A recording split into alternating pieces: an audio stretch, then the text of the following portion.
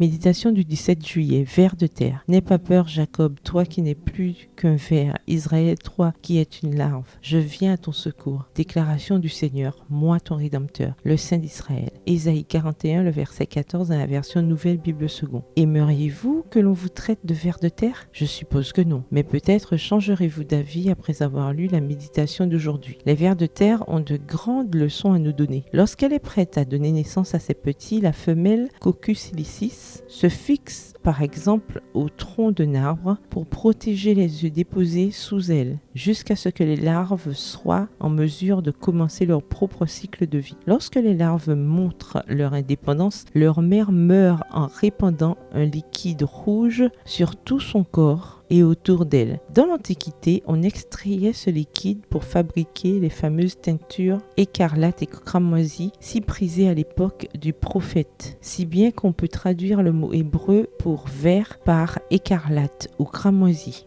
Il est possible que David ait utilisé cette métaphore en rédigeant le psaume messianique, décrivant ainsi la souffrance et la mort de Jésus. Quant à moi, je ne suis pas un homme, mais un ver, outragé par les humains et méprisé par le peuple. Psaume 22, le verset 6 dans la version Nouvelle Bible Seconde. Bien qu'infiniment imparfaite, cette image du ver qui meurt pour donner la vie rappelle le sang versé de Jésus sur le bois pour que nous puissions avoir accès à la vie éternelle. Certaines espèces de vers sont très utiles à l'homme. Une des plus courantes est celle du ver utilisé dans la fabrication de la soie. On raconte que cet usage a été découvert un jour où l'impératrice chinoise Xi Lingxi prenait son thé dans son jardin. Un ver est tombé dans sa tasse. En essayant de le retirer, il s'est effiloché et, étant elle-même tisserande, elle a décidé de le tisser, donnant ainsi naissance au tissu le plus prisé au monde. Les vers ont également des vertus culinaires, médicinales et didactiques, puisque nous pouvons apprendre beaucoup en observant la métamorphose d'un ver ou d'une chenille en un magnifique papillon. D'autres références bibliques au ver sont moins agréables. Bildad le compare à l'homme devant Dieu, voir Job 25 le verset 6, et pour décrire la corruption, voir Job 17 le verset 14. Un ver a mangé le ricin qui faisait de l'ombre à Jonas, voir Jonas 4 le verset 7. La manne recueillie par les désobéissants a engendré des vers, voir Exode 16 le verset 20. Les vers ont mangé